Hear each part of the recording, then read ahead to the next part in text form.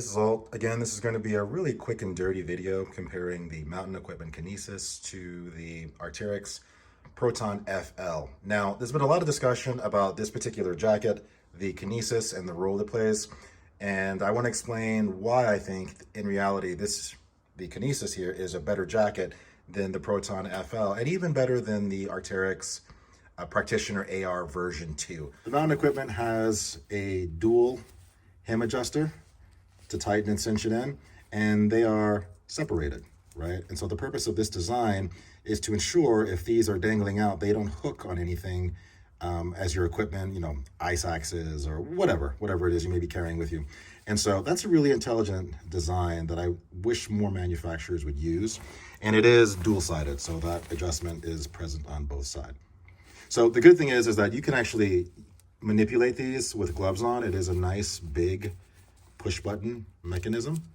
So even when you're fully geared up, if you need to make an adjustment to the way your equipment fits on you, you can do it basically in real time. Let's compare that to the Proton FL. Proton FL, this is an Arc'teryx mechanism here where it's just like a tensioner. So you have bungee passing through a tensioner that has a smaller circumference than the bungee cord itself, and it acts as a tether that holds the bungee in place so it doesn't stretch out and keep it adjusted. It does go up into the jacket, which is nice. You can see here.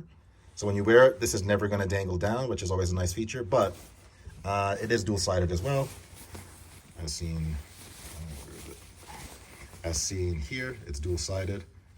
But you can't really manipulate this with gloves. It's borderline impossible. So I find that pretty irritating. And also, to be honest, for a jacket of this cost, let's be honest, this is kind of a little cheap solution here.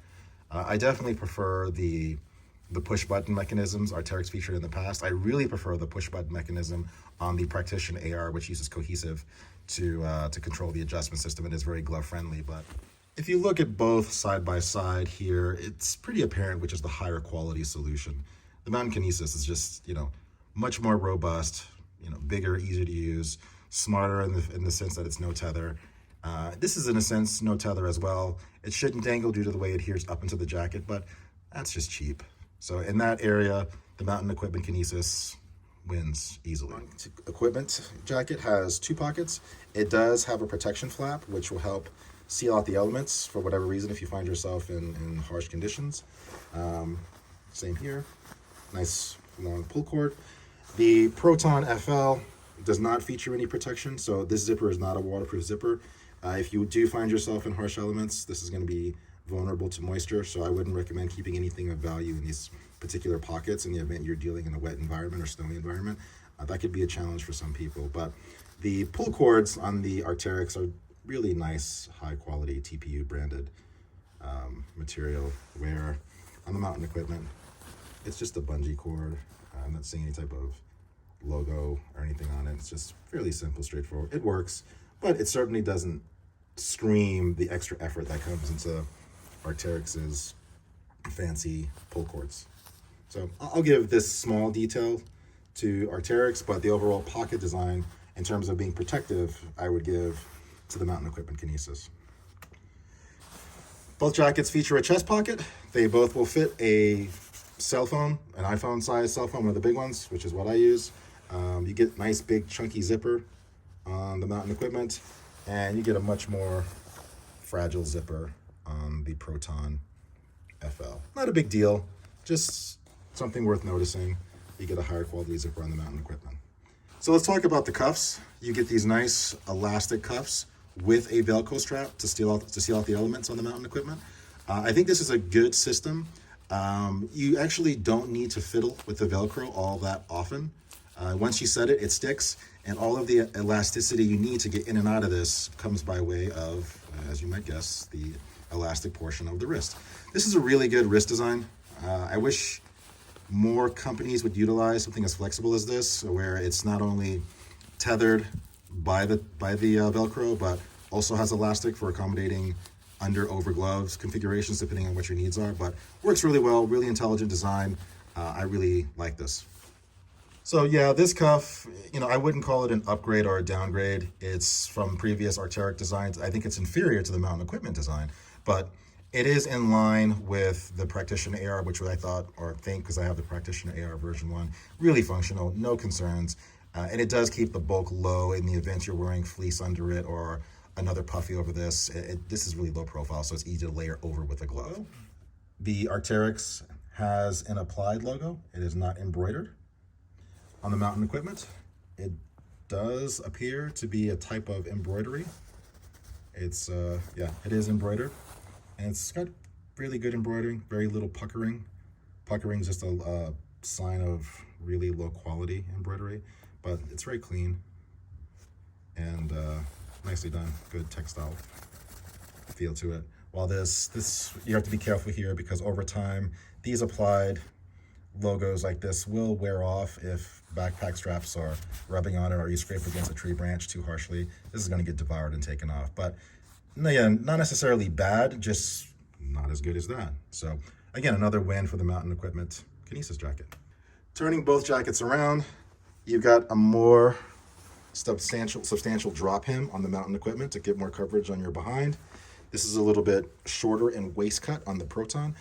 Not a huge deal in my opinion. I'm not really a big fan of ultra long drop hems personally, so I can go either way on this, but just as a point of observation, this does give you more coverage on your rump.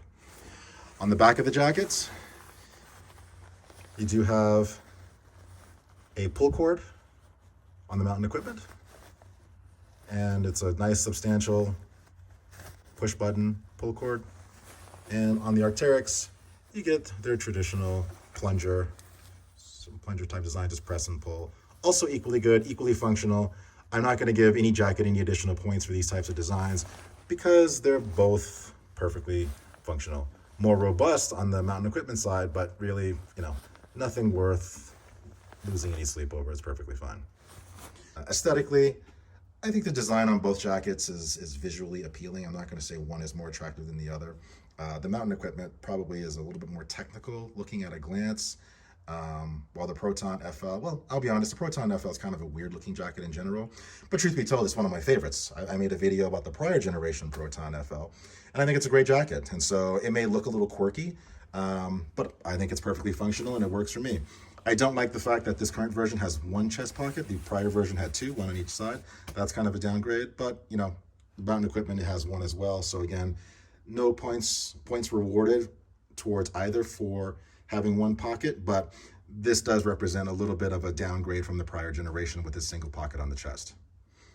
So looking at the insulation on both jackets, this is Octa Loft. This is Octa Yarn. So I'm not sure what the distinction is. Maybe it is entirely different products altogether. I'm not sure. Texture and build is different. The way it's laid out, this has a slight void gridded pattern to it. This is more of a sheet of Octa Yarn textile.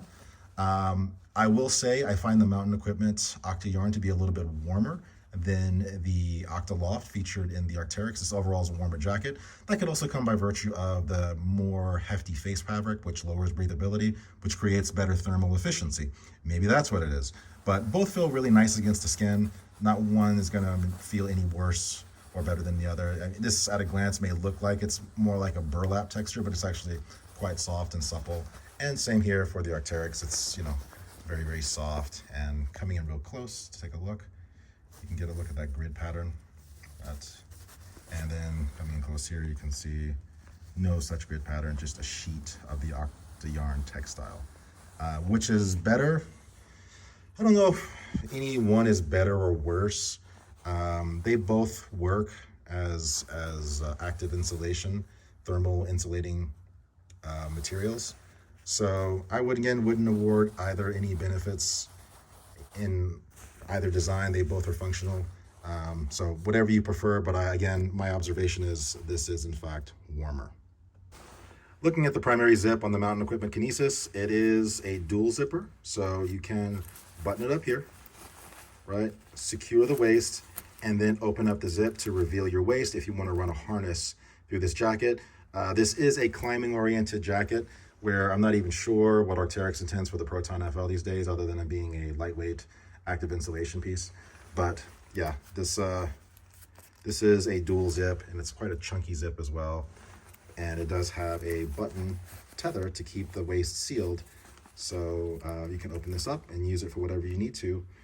Just all around a higher quality, more versatile solution than what's featured on the Arc'teryx, which, sadly, just on Arc'teryx, sad to say, it's a very simple zipper design. It is not 2A. There is no button to adhere the waist. Again, it's just these little versatility perks that come with the mountain equipment that really shine and show why I believe the mountain equipment is the better jacket. Now, in terms of fit, these are both trim fit jackets that I had to size up to get the functionality that I wanted. As you can see, this is a mountain equipment XL, and this is an Arc'teryx XL. The sizing is very similar between the two. Between most Arc'teryx products, I would say they're a little bit roomier than mountain equipment overall, but for the purposes of a skier where you need to have the ability to layer under these types of jackets, it just made sense to size up one size. And it doesn't look ridiculous on me because they're so trim fit. Normally, getting them in a one size up doesn't represent a challenge, not to me at least. I'm 5'11", 200 pounds, fit muscular build. And so I've got no concerns with sizing up when I need to. I've also got a Nerona jacket I'll talk about where I sized up. But these two here are both slim fit.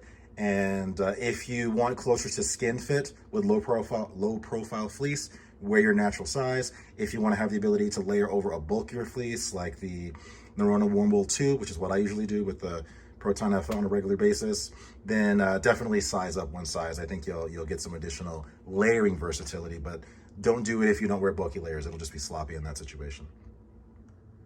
So now we're going to get into what really separates these jackets. It's the hoods. So the hood is a massive benefit you get on the mountain equipment versus the Arc'teryx.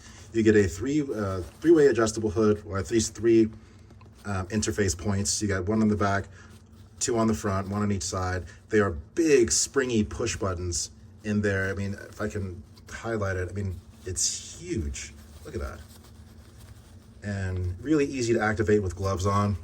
Again, which is important if you're actually using these things for technical usage.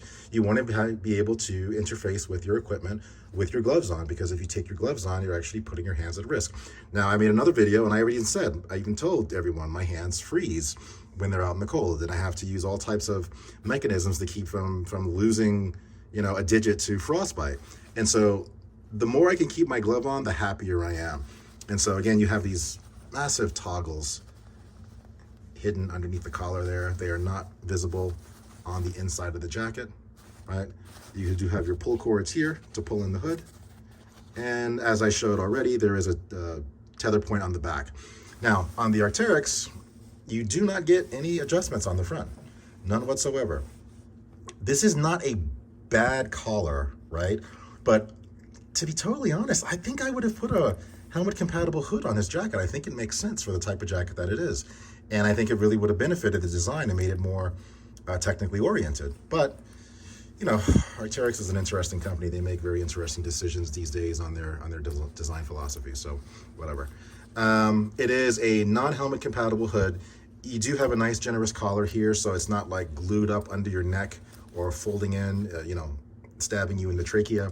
Same here, nice big wide collar. Most helmet compatible hoods are quite large and have a collar that does not fold into the trachea. It'll just obscure the face. And let me try both of these jackets on and give you an idea what I'm talking about. But yeah, I really wish Arc'teryx, when they shifted away from the non-insulated hood design featured on the first version of the Proton FL, they should have upgraded this to a full helmet compatible design, but it is what it is.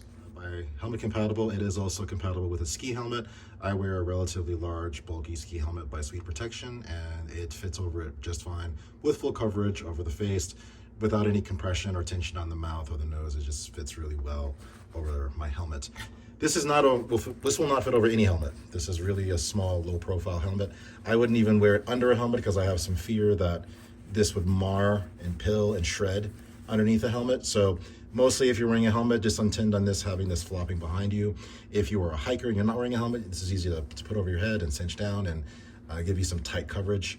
I'm not sure it would be any tighter or more convenient than having the hood on the mountain equipment, which is a three-way adjustable hood, as I mentioned, and you can certainly cinch this down quite tightly. So really, I do question the hood design on the Proton FL. I think Arc'teryx could have done a lot better in that sense, but Yeah, if you do wear a helmet and you want to have a jacket with a hood that fits over the helmet, Mountain Equipment is the way to go.